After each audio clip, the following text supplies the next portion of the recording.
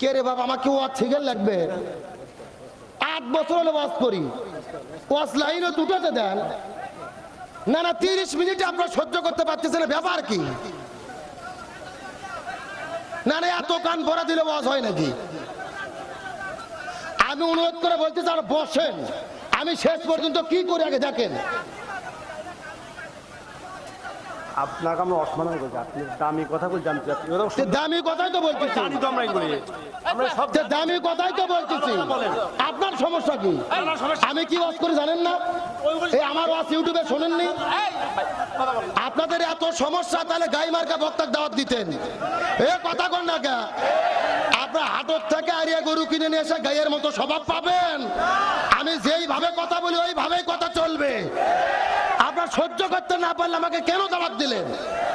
আমি অনুরোধ করে বলতেছি বসেন, আমি অনুরোধ করে বলতেছি বসেন।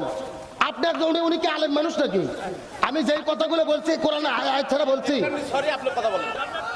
আপনি বসেন। Office secretary. না না ওয়াজ তো কেবল শুরু হলো।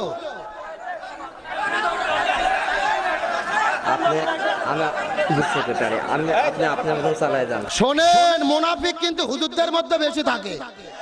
মাথার টুপি মুখোশধারী কিন্তু জমিনে হক কথা সহ্য করে না। আমার কথা দেওয়া লাগবে, আজকে ময়দান ছাড়া যাবে না। অনেকে বলতেছে ডোনাল্ড ট্রাম্প ক্ষমতায় আসলো, নরেন্দ্র মোদীর সঙ্গে তার সম্পর্ক ভালো, এখন হয়তোবা শেখ হাসিনা বাংলাদেশে আসতে পারবে, এই দেশে ফিরে আসতে পারবে। আমরা কথা একটা পরিষ্কার করে বলি, ডোনাল্ড ট্রাম্প ক্ষমতায় আসলো নাকি জো বাইডেন ক্ষমতায় আসলো এটা কোনো দেখার বিষয় নয়। স্বৈরাচার হাসিনা বাংলাদেশে যদি আসতে চায় অবশ্যই আসতে পারে, তবে বাংলাদেশে রাজনীতি করার জন্য নয়, তাকে ফাঁসিতে ঝোলার জন্য আসতে হবে। কি বাবা? জি হাদিস কোরআন দিয়ে তো বলতেছি। বসেন, আপনি বসেন। না না আপনি তো স্বৈরাচারের লোক না, আপনি কি স্বৈরাচার হাসিনার লোক? জি আপনি একটু বসেন, আলোচনাটা লাইন উঠে দেন, বসেন। এই গত 16 বছরে বাংলাদেশে আমরা দেখেছি ওই স্বৈরাচারেরা কোরআনের হক কথা বলতে দেয় নাই। এ কথা কোন না কে? আজকে দেশ স্বাধীন হয়েছে, এখনো যদি কোরআনের সত্য কথা বলতে না পারি তে মাহফিল করে কি লাভ হবে? ভুল বুঝেন না আপনারা, ভুল বুঝেন না। আমাদের অনেক ব্যথা যন্ত্রণা অন্তরের ভেতরে আছে, ওরা কম জ্বালান জ্বালাই নাই। কোরআনের হক কথা চলবে, স্বৈরাচারের দালালি আর বাংলাদেশে চলবে না। এখন বাংলাদেশ চলবে কোরআন সুন্নাহর ভিত্তিতে। আর স্বৈরাচারের দোসরদের জায়গা এই বাংলার জমিনে হবে। আপনাকে ভয় করতেছেন, রাগ করতেছেন? আলোচনা কি চলবে? কারা কারা চলবে? দুটো হাত আল্লাহকে তুলে দেখান।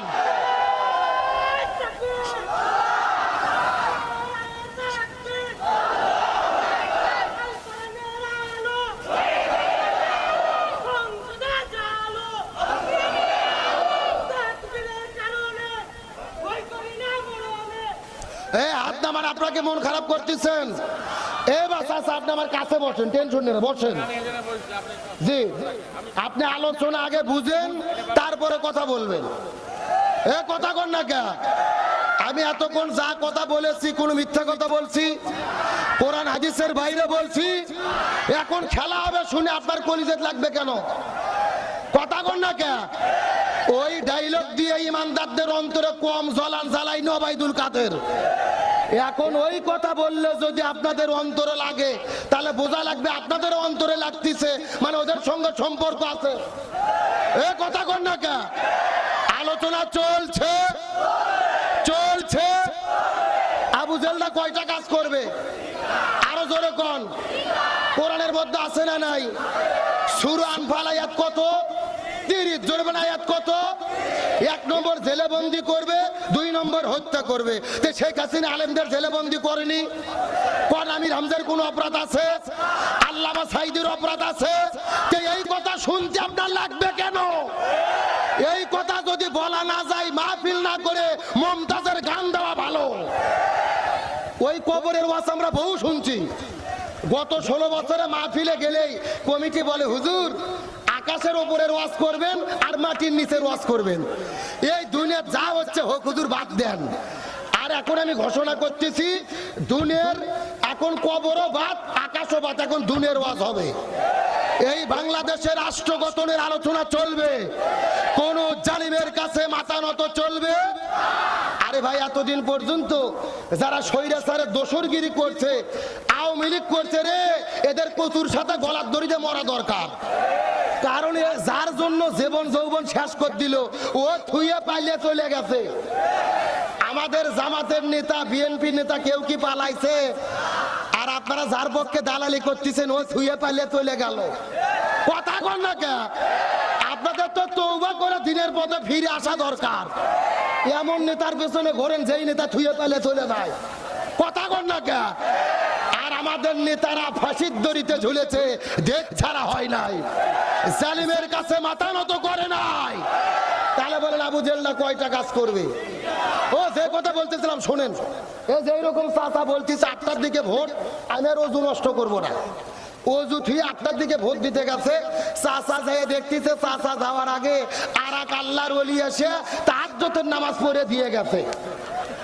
কথা কি বোঝা যায়? চাচা গেছে ফজরের অজু দিয়ে ভোট দিতে, আর ওরা কাম সারছে তাহাজ্জুদের অজু দিয়ে।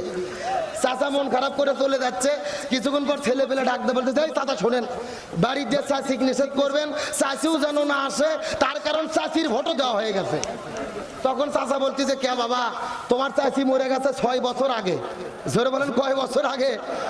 বলছে 6 বছর আগে তোমার চাচি মারা গেছে, আজকে কখন ভোট দিতে এসেছিল, আমাকে ডাক দিলে তো আমি একটু দেখা করতাম। কথা কি বোঝা যায়? তার মানে বোঝা যায় 16 বছরে সঠিক নির্বাচন যদি হতো, এমপি মন্ত্রী হওয়া তো দূরের কথা, জামাত বিএনপি মাঠে থাকলে এরা মেম্বার হওয়ারও ভোট পেত না। আর বিনা ভোটের এমপি মন্ত্রী হয়ে ক্ষমতা দেখাইয়া কোরআনের মাহফিল বন্ধ করে দেয়। আমার প্রিয় বন্ধুগণ, মুসলমান ভাইরা গভীর মনোযোগ।